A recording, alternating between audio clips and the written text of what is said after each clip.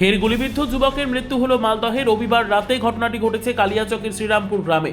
অভিযোগ, ভিডিও কলে বাবা মায়ের সঙ্গে কথা বলে আগ্নেয়াস্ত্র দিয়ে গুলি করে আত্মঘাতী হন আব্দুল জব্বার নামের বছর 20 যুবক। তার বাবা বিড়ি শ্রমিকের কাজ করেন, বাবার সঙ্গেই কাজ করতেন আব্দুল। রাতে শ্রীরামপুরের শেখপুরা মাঠে মাথায় আগ্নেয়াস্ত্র ঠেকিয়ে বাবা মাকে ভিডিও কল করেন আব্দুল, দাবি পরিবারের। পরে শেখপুরা মাঠে তাকে গুলিবিদ্ধ অবস্থায় দেখতে পান পরিবারের লোকেরা।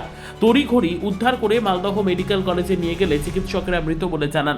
তবে বছর 20 যুবকের আত্মহত্যা কারণ নিয়ে তৈরি হয়েছে ধোঁয়াশা। এছাড়াও ওই যুবক কিভাবে আগ্নেয়াস্ত্র পেল তা নিয়েও উঠছে প্রশ্ন। পুলিশ দেহটি ময়না তদন্তের জন্য মালদহ মেডিকেল কলেজে পাঠিয়ে ঘটনার তদন্ত শুরু করেছে। সোমবার মালদহ মেডিকেলের মর্গের সামনে দাঁড়িয়ে কান্নায় ভেঙে পড়ে মৃতের শোকার্ত পরিবার।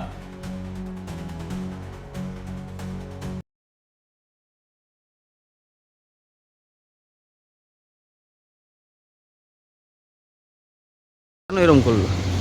দাদা আমার সঠিক জানা ছিল না। ও বাড়িতে মানে কেমন কি ফ্যামিলির সঙ্গে কিছু হলো না কার সঙ্গে কিছু হলো সেটাও আমার জানা নেই।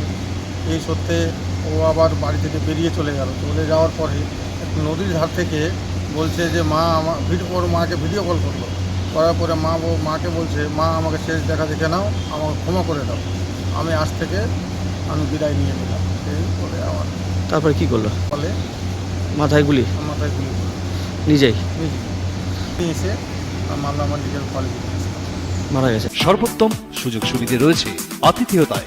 সুপরিচিত স্বস্তিলোক উৎসব ভবন অতিথিদের যে কোনো অনুষ্ঠানের জন্য উপযুক্ত ওয়ান স্টপ ডেস্টিনেশন।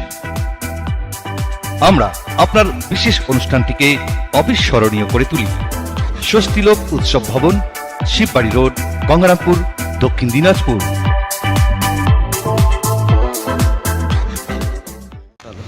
সেটা আমি জানি না, বাড়িতে ঘুমিয়েছিলাম। খবর পাওয়ার সঙ্গে সঙ্গে বুঝতে পারলাম কি ওদের মা বাবাকে ভিডিও করে কথা বলেছে। ভিডিও করে কথা বলে বলছে আমার ক্ষমা করে দাও। তারপরে তারপর আর কোনো কিছু জানা নেই আমাদের। তারপরে কি দিয়ে আত্মহত্যা করলো? ওই আর্মস নিয়ে আত্মহত্যা করেছে, নিজে গুলি চালিয়েছে? নিজে গুলি করেছে কোথায়? মাঠে। ব্যুরো রিপোর্ট, উত্তর বাংলা সংবাদ।